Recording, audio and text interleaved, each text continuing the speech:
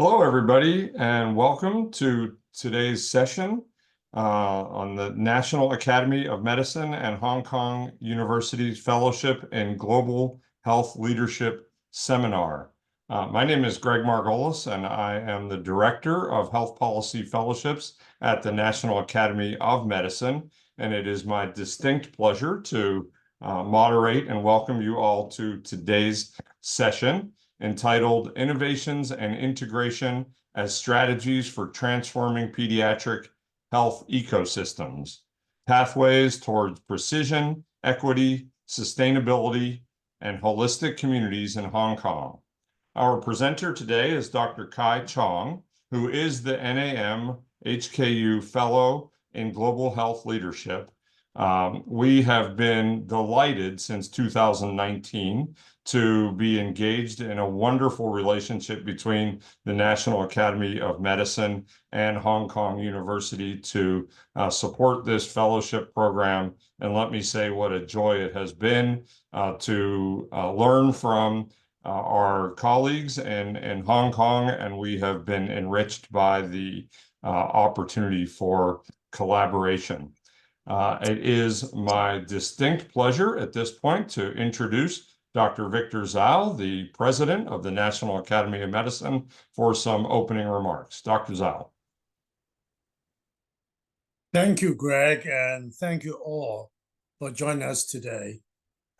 I'm honored to be here to open the second National Academy of Medicine Hong Kong University International Fellowship. This fellowship is called Global Health Leaderships, and the seminar we today is co-hosted by NAM and HKU. You know, the NAM, National Academy of Medicine, is very privileged to collaborate with Hong Kong U on this pioneering effort. I'd like to extend my special thanks and gratitude to Dr. Paediatric Poon for his generous support in sponsoring this program, Professor C.S. Lau, Dean of the Lee Kai-shing Faculty of Medicine at Hong Kong U. We certainly look forward to continue to strengthen our partnership with Hong Kong U. Dr. Keiji Fukuda, Honorary Professor and former Director of School of Public Health at Hong Kong U, Lee Kai-shing Faculty of Medicine, and we thank him for his continued support of this program. And last but not the least, Professor Sophia Chan, Senior Advisor to President's Office at Hong Kong U, and Professor Director of the HKU Primary Care Academy. As you know, Professor Chan served as Secretary for Food and Health of Hong Kong government from 2017 to 2022. I've gotten to know her quite well, and that time she and I had the idea of creating such a fellowship. I'm so glad that it's certainly realized now through the creation of this program. So for those who are not familiar with us, the National Academy of Medicine, let me say a few words about us, who we are and what we do. As some of you may know, our founding academy, the National Academy of Sciences, was chartered by President Abraham Lincoln and Congress in 1863. It is chartered as a private nonprofit institution to advise the U.S. government of matters of sciences. But since then, we have evolved into three academies: the Academy of Sciences, National Academy of Engineering, and of course, the NAM, Academy of Medicine. So over the years, our mandate has become much broader than US. As we look across the globe and partner with organizations worldwide to address challenges that affect all of us. So as a result, our mission now is to improve health for all and everywhere, and not just domestically in the United States. So we remain strongly committed to building leadership capacity to advance health and health equity. Our international fellowship is a natural extension of the NAM's work, recognizing the need to build a pipeline of health policy scholars globally who are trained to bridging science with policy and put forth informed solutions to some of the world's most critical health challenges. And this is when we established this program in 2018. With the generous donation of Dr. Paediatric Poon, this fellowship in global health leadership has supported 3 fellows between 2019 and 2023. Through this program, we help train the next generation of global health leaders to develop evidence-based medicine and policies that will foster better health in their own home countries. And equally important, these fellows will also help shape a global network of expertise that will undoubtedly strengthen international efforts to improve health outcomes, as well as responses to health threats that affect us all. So our past experience with global partnership has demonstrated just how enriching they are in terms of novel insight and perspective, deep bonds and connections, and perhaps most importantly, a strong understanding of the common problems that we all face in health and healthcare everywhere. So I'd like to say how pleased I am, and we are, to have Dr. Kai Cheong as our second NAM-HKU Fellow in Global Health Leadership. Kai's been a wonderful asset to the NAM. She has been a valued colleague and teammate. During her fellowship, Dr. Cheong was able to lend her expertise and contribute to development and writing of the National Chemistry Report that's entitled Launching Lifelong Health by Improving Healthcare for Children, Youth, and Families, which was just released last month. Kai was able to make impactful contributions to our work despite the ups and downs of the pandemic that disrupted her fellowship. And so we thank her. It was fun to have her working with us, and we look forward to her continued engagement with the NAM. So with that, I would like to turn the mic over to Professor David Bishai, Director and Clinical Professor in the School of Public Health at HKU, to say a few words. David, over to you. Thank you, Victor. It is really a pleasure to introduce Dr. Kai-ning Cheong. She brought to this fellowship her background as a pediatric immunologist and rheumatologist, and that makes her an integrator. She gets the big picture. She's a systems thinker. Her specialty in studying immunodysregulation allows her to understand molecular cascades of connection. And she's brought this same mindset to her ability to convey to us this multiple connectedness of health systems. This is exactly the type of skill we need in public health. She currently serves as an associate consultant in pediatric rheumatology and immunology at the Hong Kong Children's Hospital. And she's also an honorary clinical assistant professor at our own University of Hong Kong Department of Pediatrics. I won't go through her background. It's available in the background material for this talk. I want to turn the microphone over to her. We're all in for a big treat today. Thank you so much, Kai, for joining us. Thank you, everyone. I'll just share my slides first, just a second.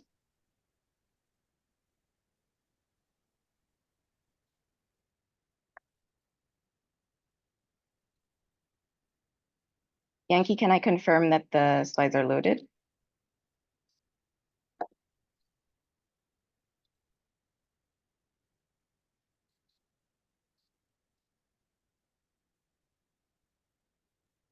Kai, they look great. You're on. Okay. Okay, so good morning, everyone. Thank you very much for joining us. I know that we have a lot of cross-sector colleagues here. And so my talk is Innovation and Integration on Strategies for Transforming Pediatric Health Ecosystems, as well as pathways we can think about towards precision, equity, sustainability, and holistic communities. So without further ado, so no conflicts of interest. I'm speaking on my own as an individual, and my views do not represent those of the National Academy of Medicine or Hong Kong U, and all patient photos have been given with consent. So I think this is a very ambitious topic to think about. My goal is to try to give us a vision of how to integrate this together. I think we are still at the beginning of how we think about integrating healthcare. Of course, we have current innovations already. So by no means is this extensive or comprehensive in the sense of going into the nitty-gritty details, but I think we can go into the discussion part and sort of sort out little tiny details later on. But just to give you an overview, so first of all, we'll talk about why do we need pediatric health system transformation, then the values, science, and framework to guide our health systems transformation.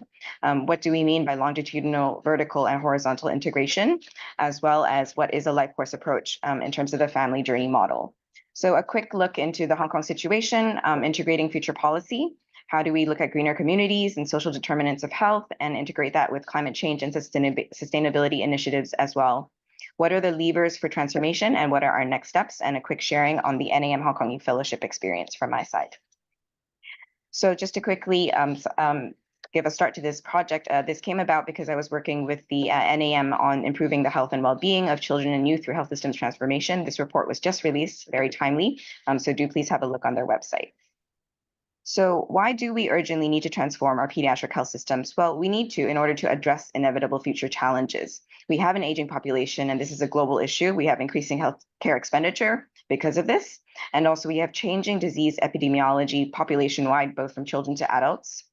We have an increase in metabolic, non-communicable diseases and mental health epidemics, and increasing recognition of mental health, behavioral health, and developmental health disorders in children.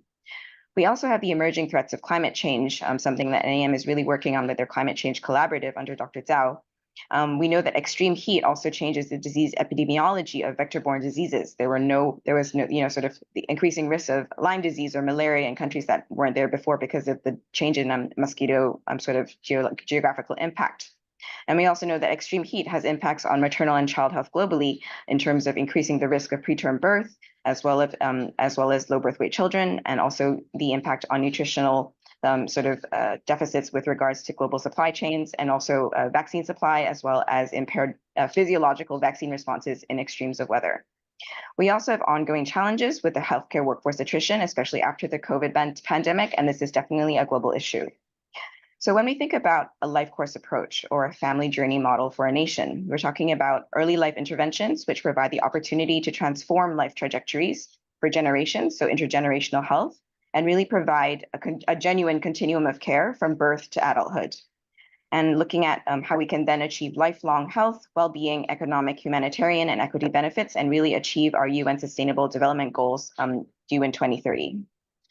So the issue with our current systems is that they do not really address the broader determinants of health in a really integrated approach of whole person health, which Dr. Bazemore can also go through us in more detail later.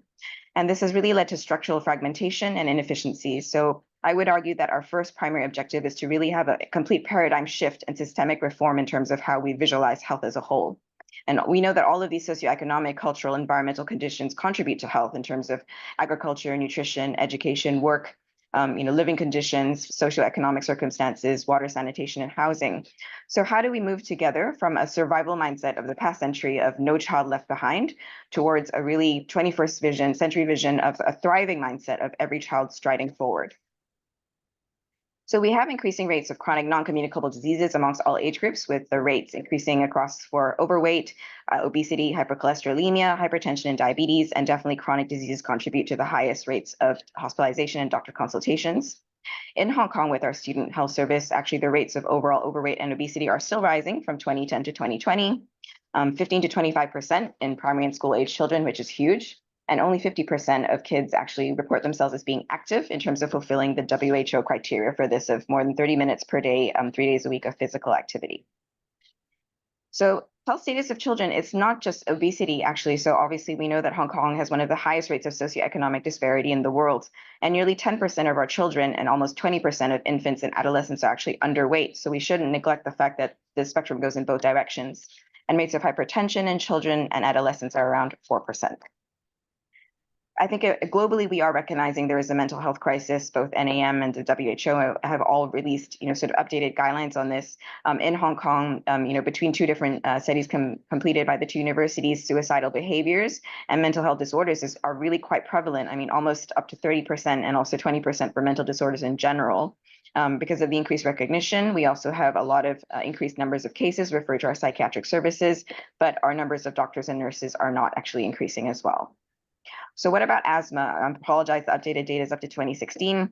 1% of our population has asthma, and we have a higher prevalence in children, obviously, up to 10% in adolescents. So although most of the deaths in asthma are not contributed by children, definitely the rate of hospitalizations and emergency room admissions is predominantly made up by kids. So the government has a real-time air pollution map, which you can enter the area you're in, and it really looks at real-time data in terms of emissions. So 50% of our emissions are emitted locally, mainly from vehicles as well as container ships. For the Hong Kong Air Quality Monitoring Index, our PM 2.5 levels are consistently 2 to 3 times above the WHO limit, which has established links to increased asthma prevalence, especially in kids, as well as hospitalizations and emergency admissions. We expect a continued increase in healthcare expenditure with our aging population. Looking at Department of Health data, just from 2011 and 2021, in the past decade, our healthcare expenditure has almost gone up by 3 times. So what about local health provision? This is from this year. We have historically very long waiting times for our specialist and outpatient services. We have been channeling more cases to the private sector. So our public workforce is 40% of our public workforce is serving 70% of the population now, whereas it was 90% 2 years ago. However, because of significant workforce attrition and rising demand, we are still increasing our waiting times. So for example, major, medicine and surgery, 75 weeks to almost 6 years ago, up to now to 98 and also 105 weeks. So the situation is not really improving just yet. We have a lot for workforce attrition, although we have increased the number of people licensed for medics and nurses. Unfortunately, attrition rates are still high. They've almost doubled for medical, nursing, and allied health staff, up to almost 10% across the board. Due to COVID and also a political situation. So our increased number of places are not keeping pace with attrition, and definitely we've increased efforts to recruit non-locally trained doctors. We're amending legislation to provide new pathways for training and licensing for non-locally trained nurses. In the latest October 2024 policy address by our CE, we have a plan for 3rd medical school to be built. But we still haven't addressed the fundamental issue of burnout, workforce retention, especially in senior medical and nursing staff. And Dr. Marla Simon can talk to us more about that later. And we definitely need to optimize our these healthcare roles to really carry the burden, in terms of advanced practice nurses, specialty nurses, coordination nurses for integration, and definitely diversify who we think of as a healthcare worker, especially in schools and communities. So in our latest January census, 30% is private and 70% of services under hospital authority. However, 12% of those attending private care are not covered by insurance at all. There is a definite funding gap. So 50% of our population is not covered by insurance if we're thinking about private-public partnerships. And of those protections that are included, dental medicine definitely is a gap. So only 20% of the population has any sort of private coverage for dental care whatsoever. So in terms of age, so definitely kids represent, a big proportion of hospitalizations, the second largest after elderly. But unfortunately, within the private sector, even as codependents, less than 40% of them are actually covered by private insurance. So looking at a life course approach and the family journey model, how do we integrate longitudinally, vertically, and horizontally? So first, I think any transformation we talk about really needs to start with integrating and innovating our concept of transformation and what a health system really should give us. So we conventionally define health as the absence of disease, but with this concept of whole health, this is really physical, behavioral, spiritual, and socioeconomic well-being, as is defined by individuals, families, and communities, as per the IOM report of 2004.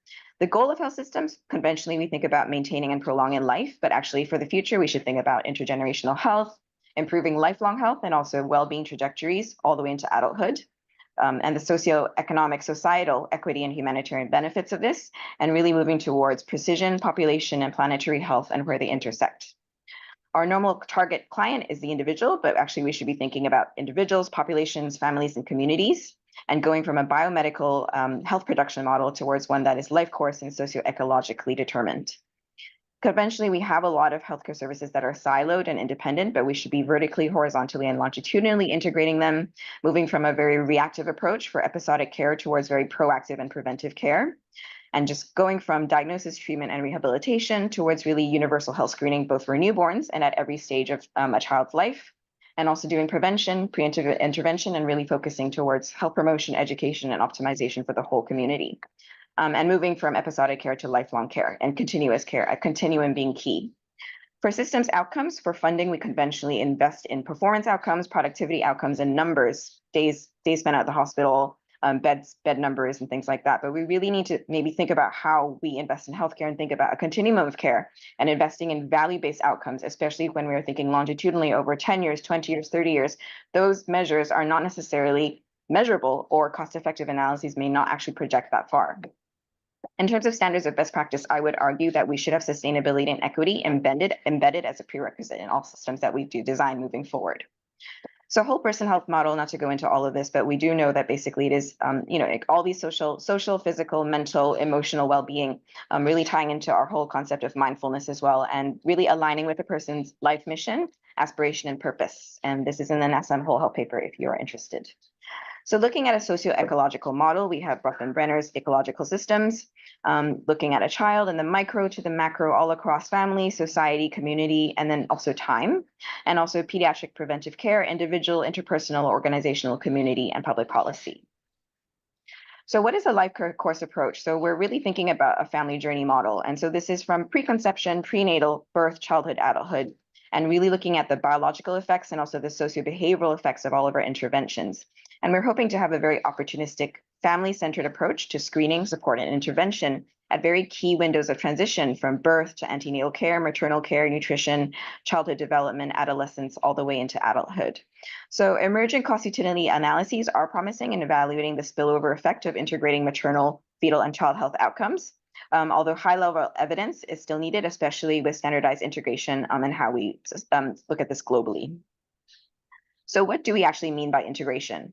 So horizontal integration is that across sectors and childcare providers. So schools, community, social welfare, housing, nutrition, tech, and design. Vertical integration across tiers of healthcare sectors from community, primary, secondary to tertiary, and longitudinal integration over time of a family's journey. So again, optimize life trajectories starting from early childhood. We know that early life interventions have a huge impact on the way life moves forward. So we can think about bundled care as a family, as packages, as they are also our co-creators. So as mentioned earlier, systematic screening at each time point, addressing all of the health, social, and mental needs of a person, opportunistic health promotion at that time point, and also early life interventions with both health systems as the providers, and then individuals, families, and communities in an integrated manner as the health receivers. So health horizontal integration, again, as mentioned earlier, the individual, family, workplace, and then the broader socioeconomic, cultural, health, and environmental conditions, all of which are social determinants of health. So I want to focus on this a bit because even when we think about life course, a lot of systems don't necessarily prioritize this concept of maternal health, perinatal, and the child health cycle. So the current system emphasizes antenatal care, but not the preconception, postpartum, and interpregnancy stages, and is not necessarily integrated with well women health as a general concept. We know that maternal obesity and undernutrition increases the risk of pregnancy complications, hyperglycemia, SGA and LGA, obesity, and also metabolic disorders in children. So 1 in 10 women actually suffer from depression pre and post during pregnancy. And so Singapore has a great model from KK Women's and Children's, which is called the Healthy Early Life Moments in Singapore. So it's a very proactive recruitment of women who are planning to conceive, and they have very coordinated interventions from preconception, pregnancy, and postpartum, and an innovative delivery model of a mobile, digitalized, personalized, interactive health platform to really promote these cycles of health. So not to go into too much detail, but of course, applying this sort of socio-ecological model and then across the board, and thinking about how we can promote virtuous cycles of health rather than vicious cycles of health. So this would change our approach from downstream to upstream, unplanned to optimized, passive to active, separated to synchronized, and cross-sectional to life cycle. And just an example of the interventions, they really do focus on healthy diet and exercise, things that all of us should be focusing on, emotional support, screening, as well as active promotion for parenting as well for nutrition and growth. So in early childhood years, obviously this is the preschool period. How do we, sort of monitor physical well-being and development, social development? How do we promote learning and also not just screen, but also prevent, promote, and optimize? So our public healthcare system in Hong Kong, so this is as of May 2024, we have our preventive services with the Department of Health, of the maternal and child health centers. We have our school health service, our school oral health service, our childhood immunization and outreach services, and our child assessment centers. Primary healthcare, general outpatient clinics, 18 districts have district health centers, secondary healthcare in our regional hospitals in a hub and spoke model with our tertiary care at Hong Kong Children's Hospital. So this is what we mean by horizontal integration across different tiers of healthcare. And of course, we have the private sector as well, which offers all of these services in conjunction. So looking at preventive services, what are we doing and what could we do better? So maternal and child health centers, 94% of locally born babies do attend. They do vaccinations age 0 to 5 from birth to childhood. Growth, physical, psychological development. They refer to the second tier secondary services, parenting, education, support. Okay, well, how about financial bundling in terms of, sort of a one-off incentive or financial support at the beginning of birth just to cope with all the costs that come with a newborn? Are we optimizing inter-pregnancy health and also maternal depression screening? Should we integrate with women's health care? What about inter-pregnancy periods, contraception? And then also there is a gap of preschool vision screening, which isn't quite done yet. Maybe we could integrate that here. Childhood assessment centers, we have basically this is for developmental review in children less than 12 years. We do multidisciplinary rehabilitation, behavioral screening, preschool placement, and support. But probably in the context that we are increasing the number of developmental and behavioral disorders, we will have to estimate increasing our scale of service and also strengthen our integrated care pathways for specialized needs kids later on between allied health and also psychiatrists.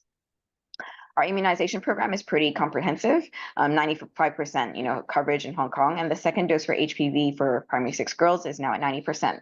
Okay, but how about thinking about universal HPV vaccine for boys, which Australia has implemented with good results. Our school health service is actually not school-based, but we do provide free transport for students to participate for free. So at least the access is not an issue. They do annual health assessments, which are developmentally appropriate, growth, health, vision, hearing, scoliosis, blood pressure, puberty, mop-up vaccinations, and there are special assessment centers for psychiatry, dietitians, and et cetera, and they refer to secondary care. Maybe we could integrate mental health and behavioral assessment here and also early intervention for special needs to think about how to put things together. For the dental service, so interestingly, 98% of primary school children are covered, but unfortunately only 44% of adolescents are covered. And so it is an issue. So for our total population, 74% of dental care is accessed in private, but only 20% of people actually have any insurance. And the cost of dental consultation fees, as with inflation, is going up. So in 2025, there is a plan from the government to increase public-private partnerships by doing a primary dental co-care pilot scheme for partial subsidies for private services for adolescents specifically, and also establish this concept that we need lifelong dental care and promote public-private partnerships over time. Again, 44% of kids do not have any access to private dental care, and the majority is still accessed in the private sector.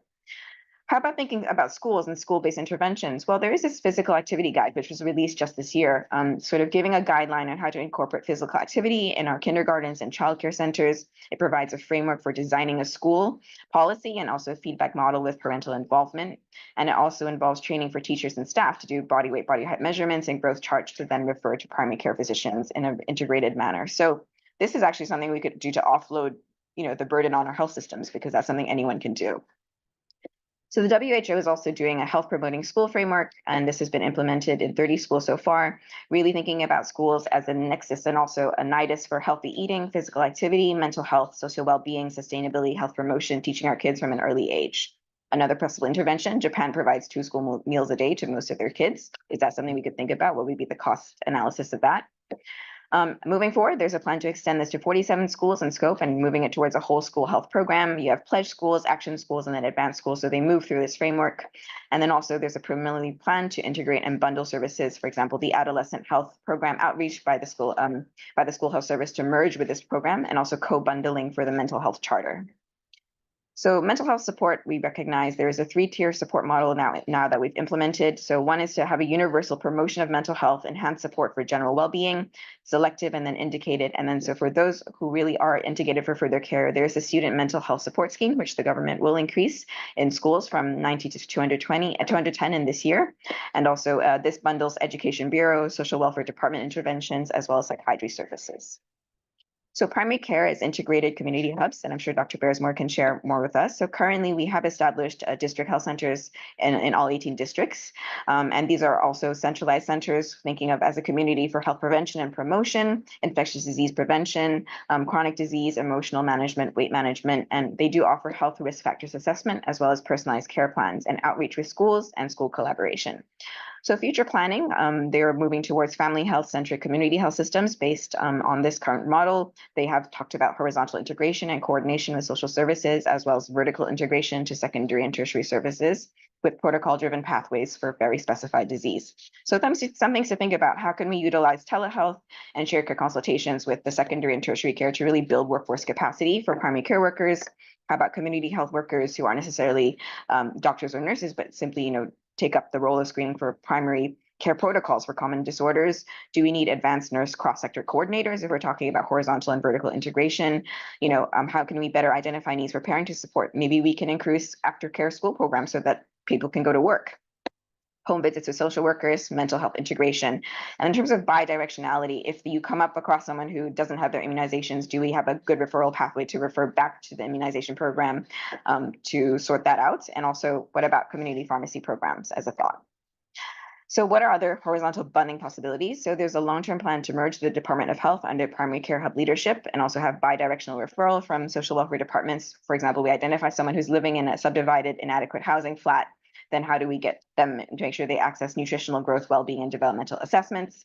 Preschool vision screening is still a gap. How do we better integrate with women's health centers? So contraception is currently provided by the Family Planning Association under a separate Department of Health thing, but what about adolescents who need contraceptive care, whether we like it or not? Strengthen public-private partnerships. People have talked about a child healthcare voucher so that we can subsidize private consultations. We can extend the adult chronic disease co-care scheme with subsidized care for DM, obesity. What about full subsidies for immunization in private? That's a thought. Financial support, how about a new child bundle? What would be the sort of support in terms of working family allowances and school textbook assistances? We have that, but we maybe need to extend that further to under 12 kids.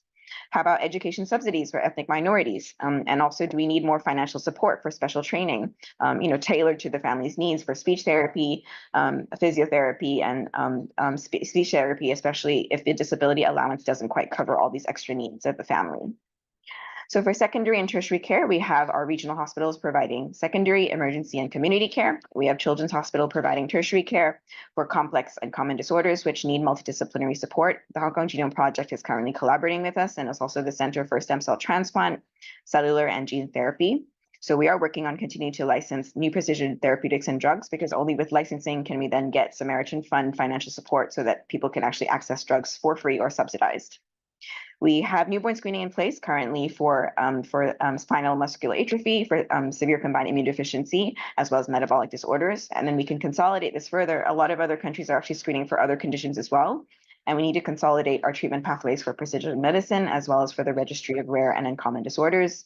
A bidirectional hub and spoke share care model, and we need to continue to strengthen how we refer back to primary care services, how we diversify and optimize our workforce, partnership, share care pathways, palliative care, care in the community, and home care, as well as bridge between precision and population health. So I think this is the perfect intersect of where these two funding sources and also concepts come together.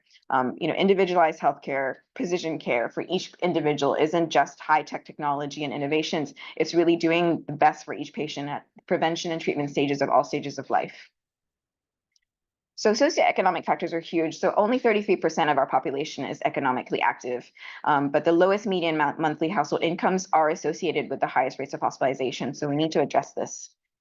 There is an e-health plan. So we have a 5-year plan to electronize all of our health record sharing into comprehensive infrastructure so that multiple parties and sectors can access multiple functions for data sharing, support, and also care journey management.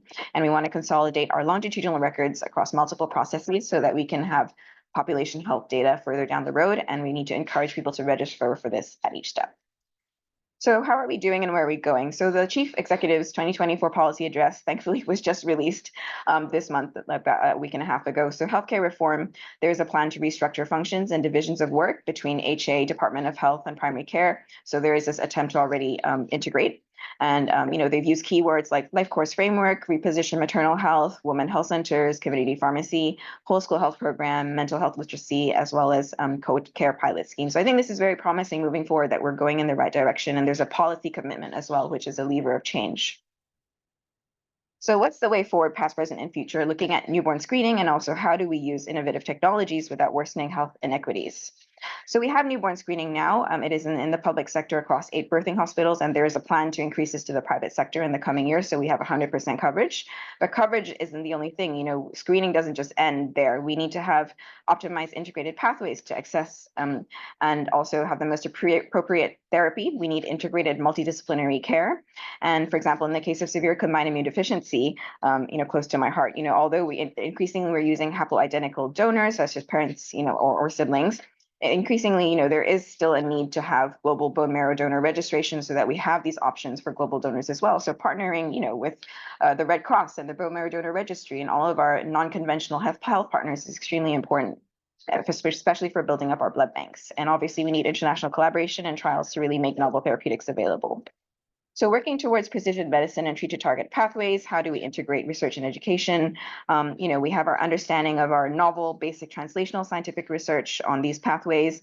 We have multidisciplinary scoring, we have real-time data collection, and then really putting this all together from genetics, disease classification, treatment, and then really designing personalized precision protocols to guide our treatment, and then obviously to improve all of these factors in the long run. So what are the actions we have to take now to achieve this, bridging the past and future? Workforce diversification, education, and development. So I'm very fortunate to be able to have this opportunity from NAM to move from a role of a clinician physician to also one of a researcher and hopefully someday a policymaker, if that goes well. So we need to also identify these monogenic disorders, which are, have very available therapies, or for which we may develop further therapies that are very targeted. We need cohesive pathways, moving from translational research to bedside, so bench to bedside, and parallel with the overall transformation of health systems, make them quite resilient for future challenges and develop public health policy. So stealing this from SickKids Toronto, Professor Buddha, they have this slogan from genetic code to postal code. We have to diagnose faster, treat smarter, and predict better. So I think there's a lot of exciting new research on a public health level, individual omics, microbiomics, pharmacogenomics, and all of the environmental epigenetic interactions that drive individual genotypic, phenotypic expression. So all the way from population to precision health, we are exactly seeing where they can now intersect and also be synergistic. So it's bi-directional, and I think lessons should be applied both ways. And this is what we mean by vertical horizontal integration. So just coming to innovative tech and AI, is this a boon or a burden? So the Paediatric Bioethics Conference took place this year in Seattle Children's. We're looking at an interactive and innovative digitalization of digital healthcare platform delivery. How do we synchronize interaction and care across different in-hospital digital platforms? People have talked about, sort of an projection to the wall where, you can have parents calling in from work and then communicate with the team directly, and they can order, non-medical and non-nursing supplies directly through the iPad or whatever, so that you reduce burden on healthcare workers. How do we increase accessibility across sectors by consolidating platforms? What about multilingual digital tools for low-income and ethnic minority groups for health promotion, or predictive analyses by AI? So chatbots are not vetted by the FDA, but people have been using them to summarize notes, do multilingual translation, as well as give mental health therapy to teens. So children are a bioethical challenge, I think, in decision-making. We have very diverse data for growth and metabolism. It's hard to extrapolate from adults. And I think the patient-physician relationship, there's a consent issue because obviously they can't consent themselves. And we have a triad with the parents. There's already three parties in this relationship. So is AI a fourth party in decision-making, or is it really just another tool? I think we have to be careful with this. And of course, with kids, there is a loss of face-to-face, no physical examination.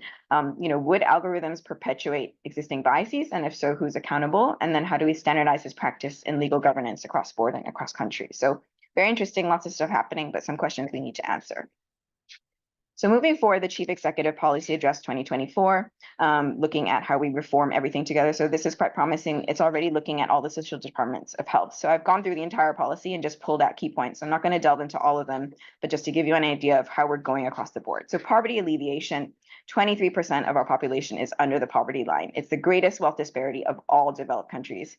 And, probably is underestimated as well because of the way we set that poverty threshold. So social welfare already tops public expenditure. We're spending $300 million a day for social welfare, but is it enough, or have we solved the problem, or what are we going to do? That was kind of the extent of where the policy went. Social child support is going to be expanded for school, aftercare, daycare, and also aftercare schemes, so that neighborhood care projects, so that parents can go to work. And there's also increased community rehab for disabilities, so that's great. Housing, a huge housing crisis, and the plan is to support young people to purchase subsidized flats, but just by increasing the ballot quota and create more housing in general. Education, more support for ethnic minorities, and also for labor and financial, we're going to review the statutory minimum wage. So good direction forward. Greener hospitals, greener communities, and greener cities, more equitable, inclusive societies. So how do we embed equity into system design and also achieve sustainability through innovation by promoting a low carbon and green lifestyle? So we're focusing a lot on waste and recycling, schools and communities as hubs. We have our first waste to energy facility treating solid waste, and the aim is zero landfills. And obviously we have legislative framework which is being implemented, so that's great. Green tech and infrastructure, we have the Green Tech Fund and Innovation and Technology Fund to transform R&D products to commercially viable local production, cleaner production partnership program to expedite general transformation of our factories to make them greener, both here and also across the border. Smart and green mass transit systems are planned. We have increased our EV charging spaces, more investment for this, and also ecological conservation. So we have the Kai-tak Sports Park, which is being built just next to Children's Hospital here. This is going to become a hub for community and sort of a sports engagement, increasing the number of sort of facilities available. But definitely this is just one area of Hong Kong, and we need to think about across the board for all neighborhoods. So I think we have actually had a great time. We should really be capitalizing on our Olympic and international sport momentum. You know, we got 2 gold medals for fencing. We have our famous swimmer Siobhan, and then also our first NBA player from Hong Kong. And so also the Paralympic, you know, sort of participants who have also done quite well. And so I think this is a great time to really be promoting physical activity and exercise to the population in a never unprecedented manner. So there's a physical and mental walk for health program, and we definitely need to disseminate this on a wider level.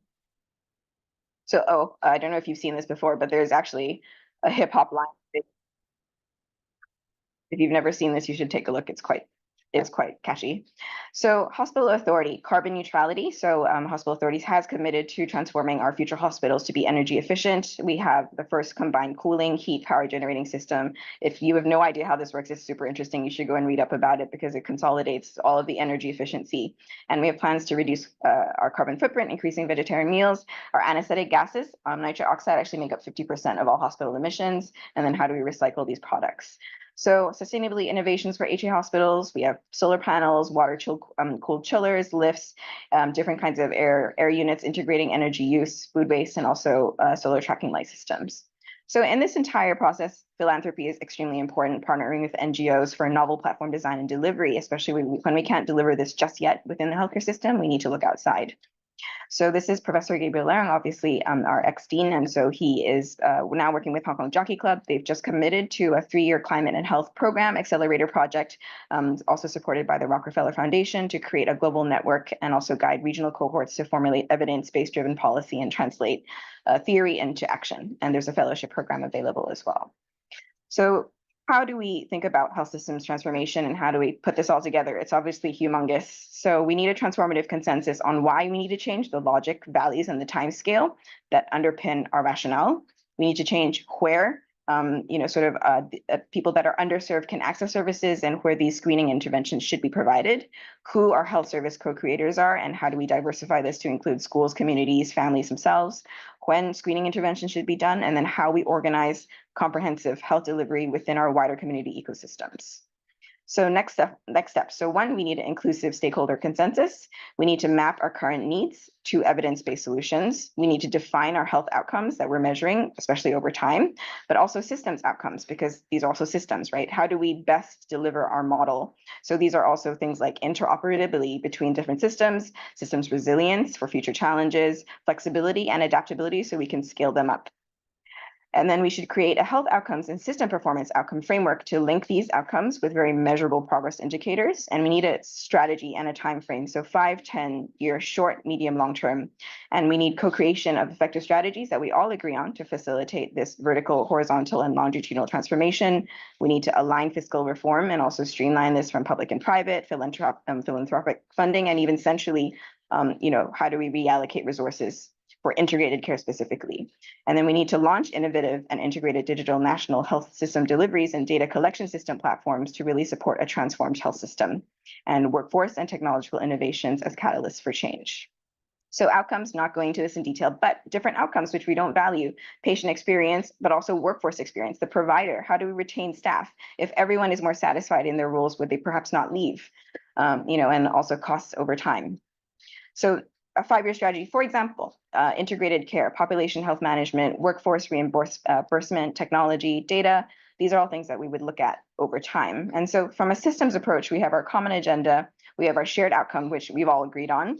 And then we have our data systems that help monitor that. We have collaborative system improvement from early childhood health, family support, and welfare. And then we need to align our financial policies as well to make sure that this can be delivered. So we need cross-sector linkage, not just between healthcare, like sectors of healthcare, but also across all the systems we're talking about and integration strategies.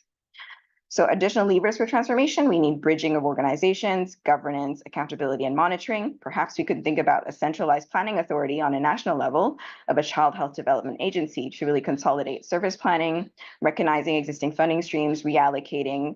Co-funding has actually been evidence-based in terms of when we share co-funding, it does drive integration and also cost efficiency outcomes for all over time to improve. We need oversight, and we need to really have a whole common thread, a golden thread through everything, thinking of optimizing not just health, but child and personal health, and link this all together. Obviously, we need leadership, strategy sharing, and collaboration in driving change, and also legislative reform and long-term policy commitment. So levers for transformation, I'm so sorry for this busy slide, but I could not think of a better way to put this together.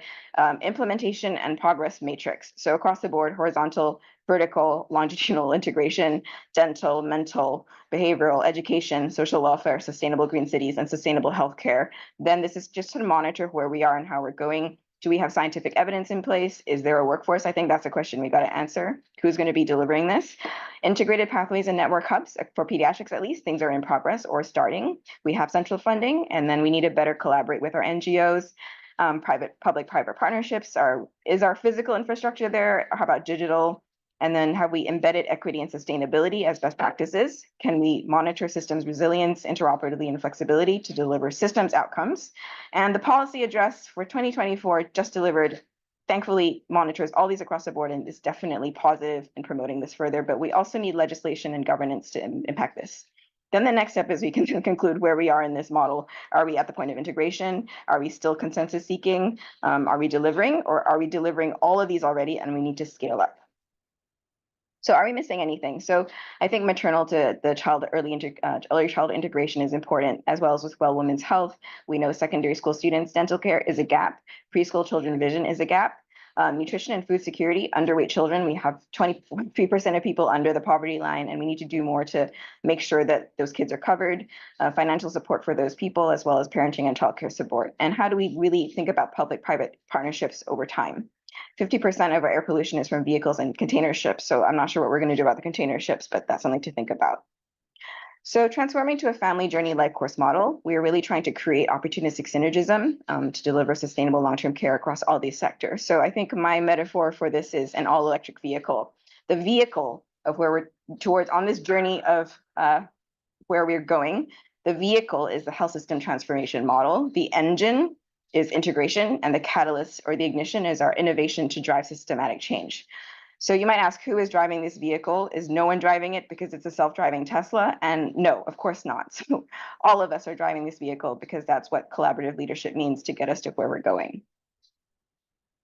So that's the theoretical part of the talk. And just to quickly tie this up, I just thought I would share my personal journey with this NAM-HKU fellowship. I'm running a bit over time, so I'll be quick. But I just want to give you a metaphor for integration in policy, but also in action through my own personal life, and how this east-west connection has really driven this entire collaboration and thought process. So bit of a fun history, Hong Kong Children's Hospital, it has been built on the old Hong Kong Kai-Tak runway airport, which, as you know, is one of the most challenging places to land a plane historically. So it's actually named after Dr. Sir Kai-Ho, who was a UK-trained physician and barrister, and his family owned this land in the 1860s to the 1900s. So he actually established the first school for Chinese people for College of Medicine in 1887, and this later became the School of Hong Kong U Faculty of Medicine. And he was married to Alice, for whom There's a hospital is named for those people who are in the know. He's also the teacher of Sun Yat-sen, who is also attended Hong Kong U Medical School, and it was a revolutionary founder of the Republic of China, and said, he had to give up his profession of healing men and take up his part to cure the country.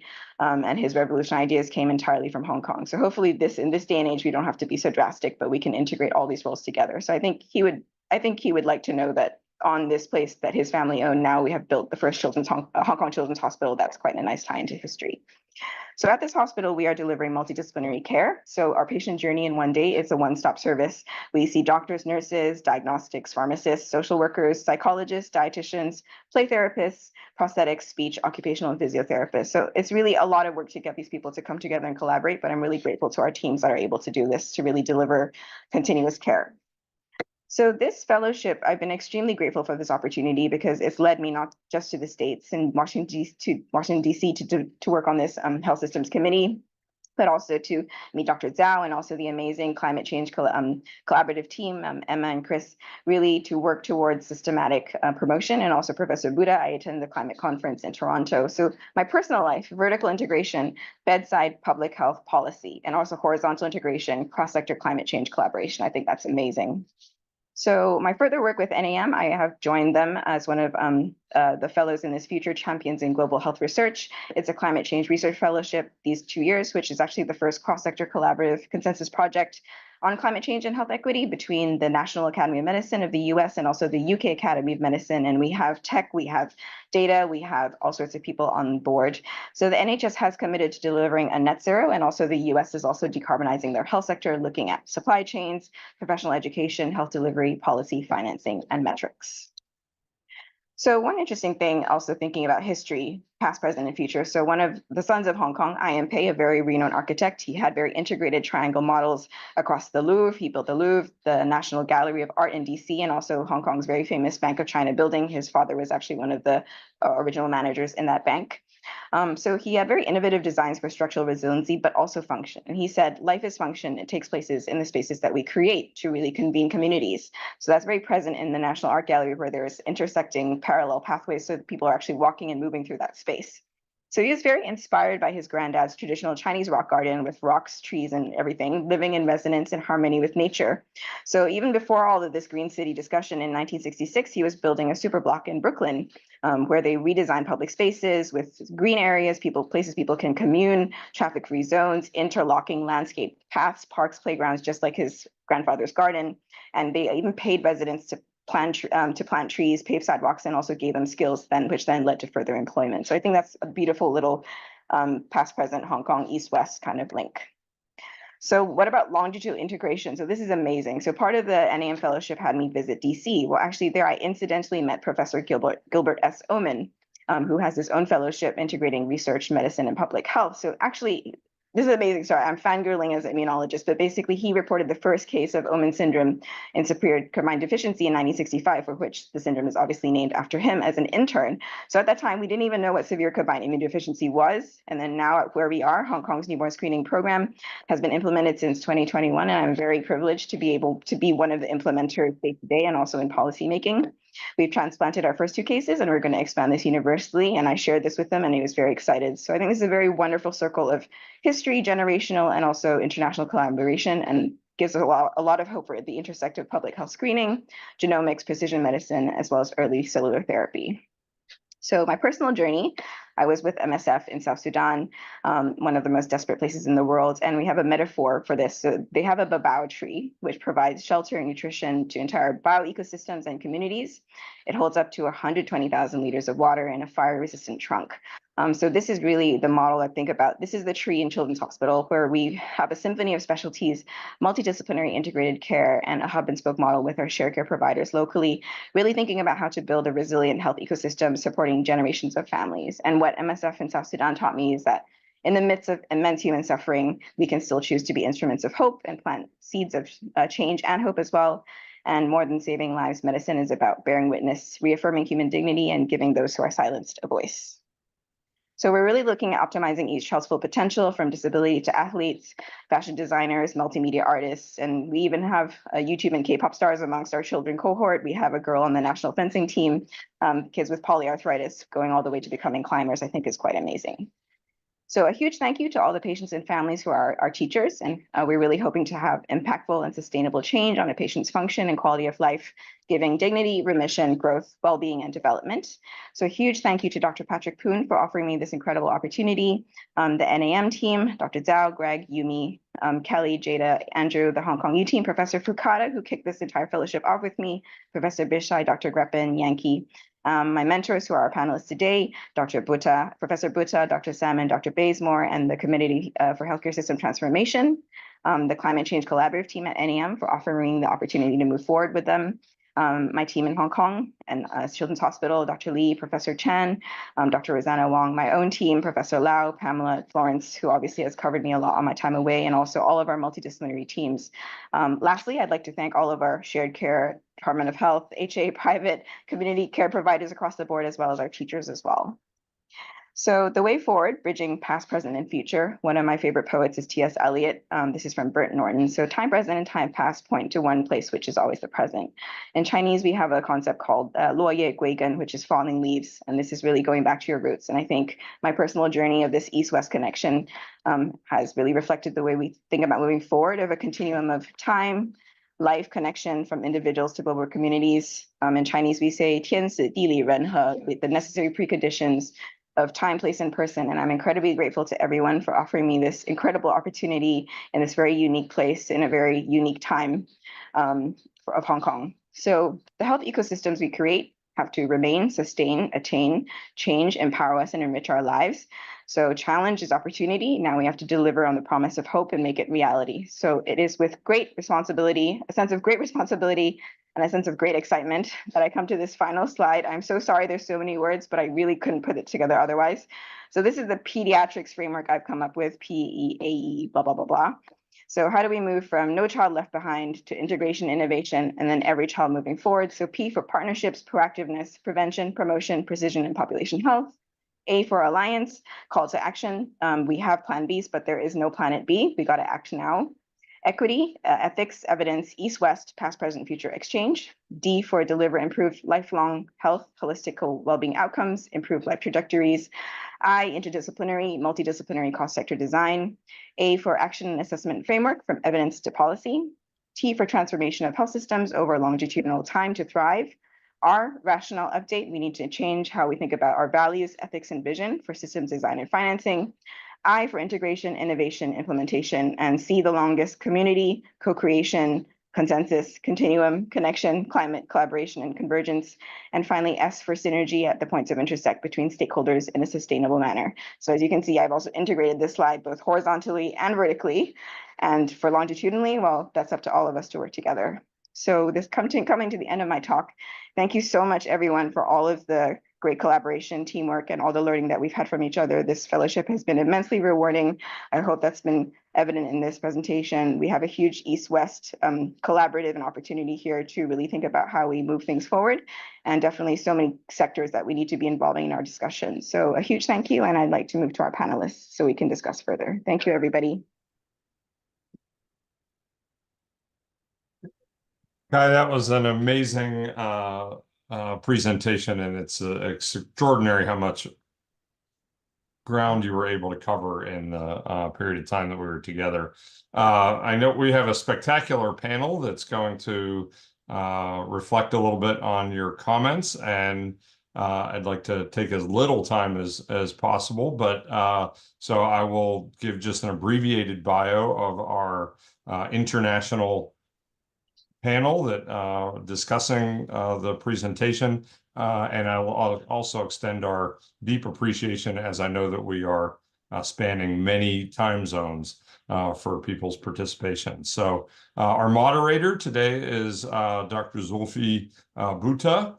He is the inaugural Robert Harding Chair in Global Child Health at the Hospital for Sick Children, co-director at the Sick Kids Center for Global Child Health, and founding director of both the Center for Excellence in Women and Child Health and the Institute of Global Health and Development at the Aga Khan University. He holds adjunct professorships in several leading universities, including Johns Hopkins University, Tufts University, and the London School of Hygiene and Topical Medicine. We're also honored to be joined by Dr. Andrew Bazemore, who serves as the Senior Vice President of Research and Policy for the American Board of Family Medicine, where he oversees the ABFM research enterprise, co-directs the Center for Professionalism and Value in Healthcare in Washington, D.C., and coordinates and develops ABFM career development activities, including the ABFM Visiting Scholars and the Piscano Scholars and Puffer Fellows. And certainly last but not least, Dr. Marla Salman, is professor of nursing and global health at the University of Washington. She's the former dean of both the University of Washington and Emory University School of Nursing, and has worked in academic policy and practice settings in both nursing and public health. Her career is focused on health workforce policy and capacity building in both global and U.S. contexts, and working with governments, international agencies, and other health-related entities. At this point, it is an honor to turn things over to Dr. Bhutta. Well, thank you very much, Dr. Margolis, for that fantastic introduction. And how does one even begin to try and capture what a tour de force Kai's presentation was? I mean, she covered an enormously challenging landscape, bridging not only what she focused on in our own home base of Hong Kong, but how did she relate that to her own personal journey and what the world faces as challenges for children, families across geographies and various contextual challenges. I like the fact that she covered challenges that are huge in terms of their hierarchy for children, climate, environment, the fact that our health systems are not fit for purpose in many places, the human resource challenge, the challenge that we have in terms of children living in adversity, huge adversity, not just in low and middle income countries, Sudan, where she had some of her earlier experience, but also within her own neighborhood of Hong Kong. And I reflected a little bit on how this synergized and resonated with the Lancet optimizing child health concepts of nurturing care across the life course, which presented fairly comparable opportunities for children in diverse low and middle income country settings of looking at nurturing care, health, nutrition, safety, security, learning, and relationships, which are broadly similar to what Kai, you have underscored in your analysis of both the challenges and what Hong Kong is aiming to do in its new social sector policy. I like the fact that you underscored both horizontal and vertical integration, particularly multi-sectoral approaches that bridge not only health, but also social safety nets, living conditions, environment, education sectors, and importantly, also how they relate to the investments that need to be made to reduce inequity as we face them.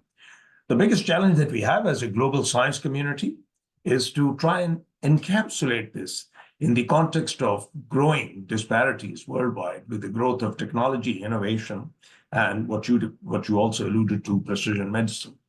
And I spent a lot of my time reflecting on how this could both offer an opportunity for the future, but also offers a challenge in terms of how it could potentially, unless we proactively have thinkers like yourself who look at how we can bridge different things, how this could actually increase the global divide. I mean, AI has tremendous opportunities to benefit people, but it also has a real risk in terms of increasing disparities and access to information for people who are otherwise marginalized. So I would like to perhaps close by saying that I think the greatest challenge that we face as humanity for our families, for our children, are currently the climate and environment challenge. One, that because it's universal, we face it whether we live in North America or whether we live in Europe or Africa. But in addressing that, children have to be front and center of how we address climate and environment challenge worldwide. I've just come from Zimbabwe, and I was so pleased that their Minister of Health is actually called the Minister of Health and Childcare. So children truly need to be at the center of this entire discussion on sustainable development. And I'm so very pleased that in your presentation, and at least in your vision as to how this is being addressed in your geography, that you've tried to do so. And I think there are lessons in terms of thinking this across various other places in Asia and Africa. So without further ado, I'd like to turn to my colleagues on the panel, Dr. Bazemore. Please take it away from here, and then I hope that we'll have opportunity to answer some of the questions that will come from the audience. Dr. Bazemore. Thank you, Dr. Buddha. Like yourself, I'm almost stunned speechless by the breadth and depth of Dr. Kai's presentation and really the level of synthesis it represents. I was struck immediately as a United States family physician by the universality of the challenges that Hong Kong faces, and I think perhaps daunted knowing that I live in a country where our infant mortality rate at 5.1 per thousand live births is nearly fourfold higher than Hong Kong begins with.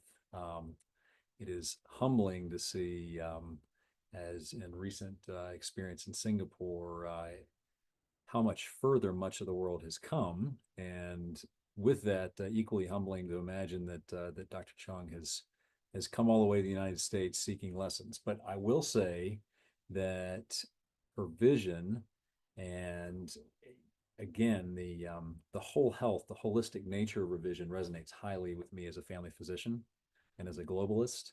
Another stellar member of the Johns Hopkins faculty, Dr. Barbara Starfield, has taught us that if nothing else, the pediatricians and family physicians of the world are obligated to see themselves as part of something holistic, caring for a child within a family, within a community, serving as a first point of contact and providing continuous holistic care across a lifespan. And we're intuitively and innately, I think, providing that care with the physical, behavioral, and social determinants in mind. I hear tremendous echoes of a report that I had the pleasure of working on as a member of the National Academy of Medicine, recently published on achieving whole health, the language of which really echoes much of what she has shared today. And when you speak of transforming pediatric health, it is a model that must be proactive, not reactive. It must be interprofessional. It must be team-based. And I hear in her comments about shifting from no child left behind to every child moving forward, some of the language we used in the report, where we need to be shifting our questions when we have encounters away from what is wrong with your child or with you to an adolescent, to what matters most to you and your family, and how can we help you achieve those goals for health. And that sort of mindset change really fits her pediatrics model, care that's holistic and equitable and centered on an overall well-being, not immediate and acute needs. If we're going to look to fix problems globally, we also have to look, as Dr. Cheong calls upon us to do, to how do we make greener communities, and how do we move our care outside of even wonderful hospitals like the one that she referenced, built from a former airport, but back into the in communities and the places where children actually are. I'm struck from 25 years of work in Central America and South America by programs such as Ciclovia and Bogota, where you are periodically closing series of streets to allow children to play and cycle safely and actually interact. And, in a world where technology can be a boon, but also a curse, as our Surgeon General has pointed out, to make sure that they're getting outside and away from their technology at times. And that's not to in any way undermine, as she notes, the critical role of technology going forward. Some of my seminal residency experiences were also in Africa, Dr. Cheong, and I'm stunned, having worked in rural South Africa and some of the original community health centers formed by Sydney and Emily Clark, trying to propagate telehealth in the year 2000 as a quantum leap, where you didn't have telephone lines, but you had cell phones to connect to specialists from around the world, that we haven't gone further in achieving scale and spread. This was technology that was easily scalable and spreadable decades ago. And I think you really call out, and from the heart, in ways that really speak to me, the need for commitment. I loved your C's, and it's a longitudinal conscience and commitment, because it's unconscionable and a sign of lack of commitment that we haven't made further progress in places like South Sudan. I know we are short on time, so I think I'm going to wrap up there just by saying, once you are done continuing to fix and advance problems in Hong Kong, don't be surprised if we call you back to help us fix problems here in the United States, because clearly you have lots of big ideas that would resonate mightily in our own senior sectors of the healthcare system here. So thank you so much.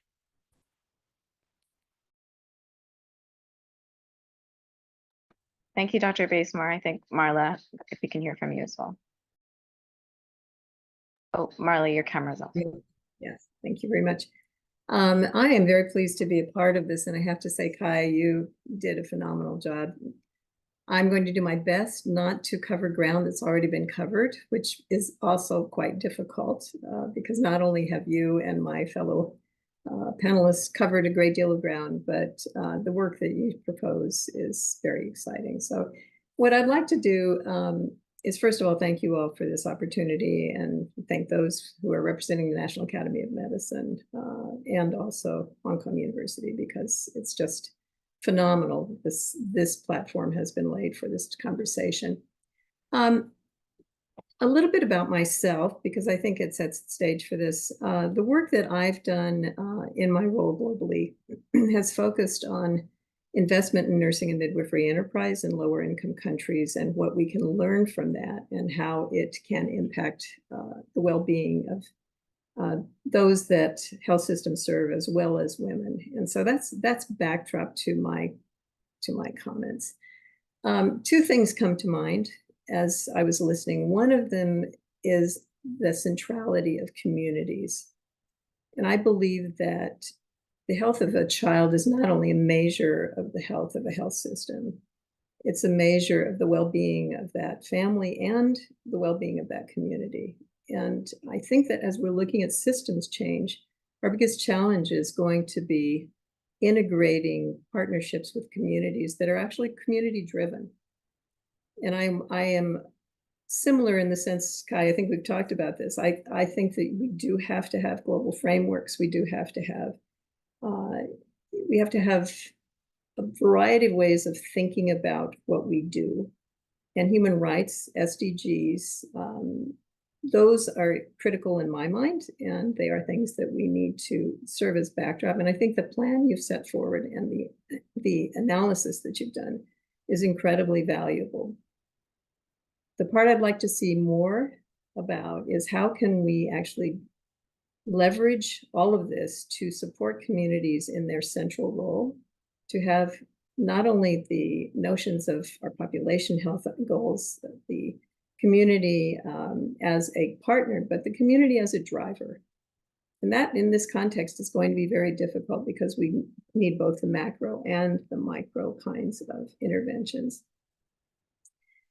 So to do what I would love to see done is, I think, drawing on some of the lessons that we've learned from the development sector, both in terms of how we work across sectors, some of the errors we've made, but perhaps most exciting to me is the kinds of investments that we can make in innovation.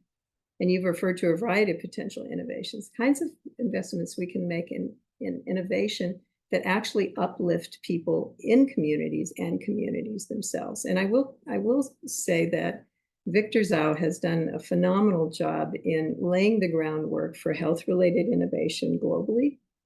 And I learned a lot when I was at the Academy of Medicine about how we can use investment as a way of advancing not only the well-being of communities and families, but women. And that's my second point that I'd like to make, is that throughout what you said is the centrality of women.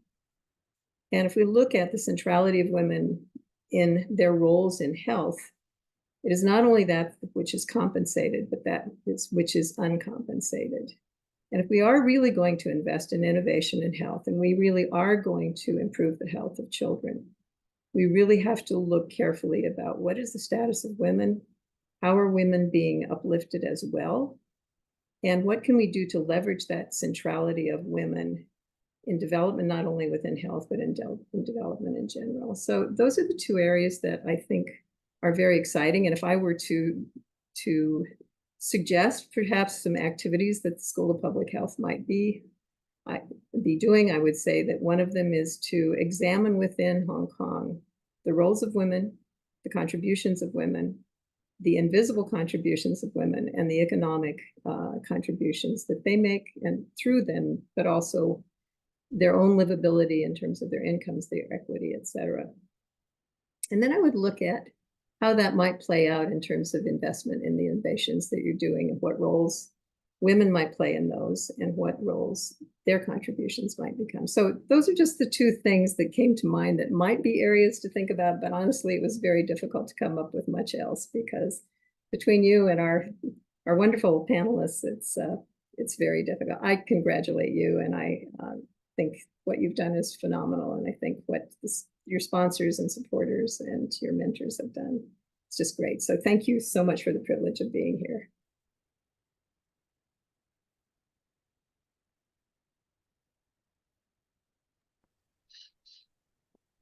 Thank you, everyone. Professor Buddha, you're still muted, but I think we don't have any Q&A yet. So I guess I just wonder Kai, do you want to reflect on what you've heard and perhaps, provide some thoughts? I would, but we don't have Q&A, any questions. So what we'll do is hear from you and then try and close this panel.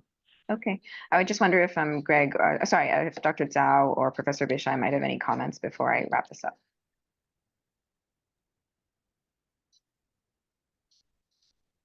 Hi, I just wanted to say Yeah, something. go ahead, David. What I really took back was what I advertised was this level of integration, and your last slide shows that integration, how you put those major pieces together. I also picked up from your talk that if we look at this in Kingdom's policy streams, we do have the multiple streams leading towards change now. Your talk showed us the problem stream, how we do see this rising trend in mental health problems that is getting a lot of attention. And in the chief executive's policy address, we see that there is a policy window opening in Hong Kong. And I do believe we are seeing attention from mainland China opening up a political stream. So in Kingdom's framework, you are opening a window. And as you take this further, you might reflect on how that window opening would advance your cause. So that really was really an exciting take home for me. Well, I want to congratulate Kai for really a tour de force. She's pretty much covered, in my opinion, the entire spectrum of global health and health equity and healthcare delivery. And the panelists have really highlighted many important issues. And so I think there's a lot of work ahead of us. I'm particularly impressed with her ability to weave into issues such as climate change and mental health and others. And I do appreciate Maria Salmon's comment about women's health. That's one area that I'm wondering how much work advances there in Hong Kong. And I certainly would be very interested in hearing that aspect as well. So thank you.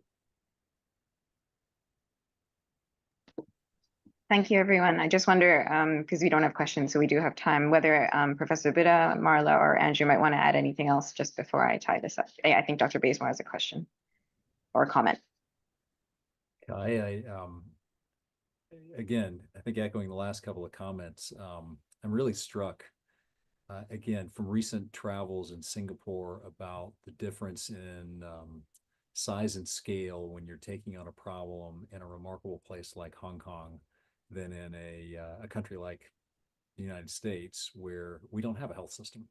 We have a fragmented series of health systems of different sizes and shapes, and you really do have opportunity, even though you've correctly identified lots of problems to overcome, for achieving things intersectorally in an integrated fashion and with data support that is so much richer than I think we can hope for in most U.S. cases. And just wanted to comment as we started to dive into the whole health report, how much we were learning from places of smaller size and more condensed natures, but also to Dr. Bishai's comment, even in larger countries, Australia taking on a strategic approach to create a health in all policies program, and Germany's Gesundes Kindestal models, Costa Rica's EBAIS.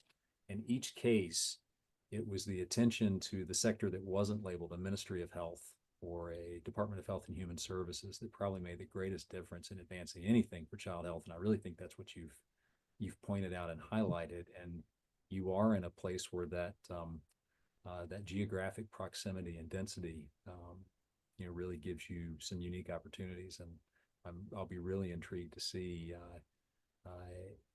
how you concede some of your very big ideas in ways with far greater speed, I hope, than we're able to in most places here. So Godspeed. I look forward to seeing how that Do you proceeds. have any reflections on that? Yeah, thank you, Andrew and Professor Buddha. So again, I think I'm just incredibly grateful for this opportunity and this experience. It's really been a huge challenge to integrate the micro to the macro across so many systems, and to think about not just health outcomes, but also operability and systems outcomes as well. So I guess I actually have a question for the panel, because all three of you have obviously we converge. Our convergence is at the point of international healthcare, and you have experience working in different health systems across so many different continents. I think we might cover all of them between the four of us. So I'm wondering if you might be able to share with me more some of your experiences and challenges in terms of this implementation, right? As Marla said, is actually the execution of this that's going to be the challenge. This cross-sector collaboration. What are sort of the major burdens we overcome? What are the issues? How do you see that playing out, the difference between low income, medium income, and high income countries? And any advice you might have moving forward in terms of not just stakeholder consensus, but bringing people to the table, and not just policy commitment, but genuinely implementing this moving forward. Thank you. Yeah, I mean, I think there are a few opportunities and a few, I think, steers that may be of help. But before I do so and then pass to Dr. Margolis, there are actually two questions quickly that I might mention from the Q&A, just to give people an opportunity. So Kai, you may want to take both of them together. One is on concerns that youth and teenagers have with regards to innovation like AI, in terms of their social interaction and psychological health. So does AI pose any challenges for youth mental health? And what might be your recommendations to Dr. Bazemore on what the US should be doing? So I think maybe reflect on those two, Kai, and then we will close. Okay, thank you. So in terms of, yes, absolutely. I think so, as we mentioned in that slide for AI, it is a little bit of a double-edged sword, and to have sort of very clear concepts of and directions of what we're using it for. Is it a tool? Is it a partner? Sort of what is the role that it's actually playing? And if it's just a systems tool for us to bridge connection and a platform to build the collaboration, that's fine. But I think with issues of consent and also, sort of, as you said, what is the social and psychological interaction? We want people to moving out into communities, interacting with communities, and not, becoming even more self-isolated and sedentary. So I think we need to be very careful in defining the function and make sure that our design suits that function to achieve the outcome that we have. So definitely a good point. A quick answer to Victor's question about women's health. Yes. So I wouldn't say, we have a women's doctors group. I think some of them are here today. But in terms of promoting women's health across the board, I think there's a general policy commitment that was mentioned in the policy address, but definitely looking broader, looking at, sort of paid maternity leave, paid paternity leave. How do we empower our fathers to help our mothers to help the children? I think these are things that still need to be systemically addressed across the board. And, we don't have such a huge wage difference as other countries in the world, but there is definitely many more things we could be doing to prioritize women's health and women's function in terms of the society and also the workplace. So really exciting. And I'll pass to maybe Dr. Bazemore in terms of the United States and what that question in the group, what we could take away from this experience. Well, I mean, the question was actually, what might be your suggestions to Dr. Bazemore as to what? So I think one experience that I had just sitting on the consensus committee with the healthcare system transformation was just how different our contexts are as well. You are much more ethnically diverse, racially diverse, geographically diverse. Small geographical differences have such huge political, socioeconomic differences. And so it was very interesting for me to look at the consensus process of how NAM actually convenes and acts as a convener and bringing all these different voices to the table and all the different sectors that come back from that. So in terms of my context, right, Hong Kong is a much more homogenous society. We were a much smaller place geographically, and with a much more centralized execution of all the system functions and healthcare delivery model. So I don't think there's too much overlap in that sense. So that's why it was hard to bring it all together, because there are such significant differences. But I think the overall vision is what I would probably be like trying to say. Like, we need to do this process together of achieving the consensus statement. We need to do the analysis and we need to move forward to the next step. And NAM is already doing all of that. So I guess it would just be to don't forget us. We have this fellowship for a reason. You have international collaborators, and it'd be always very interesting just to look at different health system models and how we can translate the universality, as you mentioned, of all the lessons that we learn across the board. And there's very interesting strategies that I also put in my PowerPoint and that we'll talk about in the paper. For small cohorts, variously, across the board in the States, which I think could possibly be nationalized and scaled up. So that's definitely learning from our own experiences and those of others. And once again, I thank everyone for their wonderful input and the opportunity to really look at this, not just locally, but globally, and then across all the systems as well. And think beyond of not just health, but systems in general. So well, thank you. Thank you, Kai, for giving us an opportunity to reflect on this and for your own, as I said, really thought-inspiring synthesis of your own journey. I would maybe perhaps put this forward as an opportunity, challenge as well as an opportunity for Professor Yao, people like yourselves, Kai, to see how this should not just end with this fellowship experience. How can we create a community of practice around transformation and movement, particularly for younger folks, in looking at child health and development globally? I mean, you used your own perspective and your own experience in laying out a journey and a pathway, but I think there is a lot more that can be done by learning from each other and also seeing how, despite differences, despite contexts being so different and challenges of conflict, displacement, poverty, that at the end of the day, it's our common humanity that unites us. So without further ado, in the remaining few minutes, let me just pass to Dr. Margolis to help bring this session to a close. Thank you. Well, thank you so much, and thanks to everybody that has participated in our wonderful session today. Professor Bhuta, Dr. Salmon, and Bazemore for a wonderful panel conversation. Once again, I know that we are spanning many time zones, and we appreciate the fact that you're able to be with us today. Of course, Professor Bishai and Dr. Zhao for their enormous support, but allow me to conclude with an enormous congratulations and thank you to Kai for being such a spectacular fellow. We have learned as much from you as you have from us, for sure. We look forward to these global opportunities for collaboration and really an amazing, a couple of people used the term tour de force, and it really was just that. And we want to thank you for such a spectacular work while you were in the fellowship and such a great presentation today, summarizing and integrating all of that learning. I will conclude today's session with just a quick reminder. I wouldn't be doing my job as a fellowship director if I didn't do a little bit of recruitment. So I will remind everybody that our call for applications for the 2025-27 NAM-HKU Fellowship for Global Health Leadership is now open and will remain open until November 15th. So if you either individually or know somebody who may be interested in this opportunity, I encourage you to use the link that is provided in the chat for more information.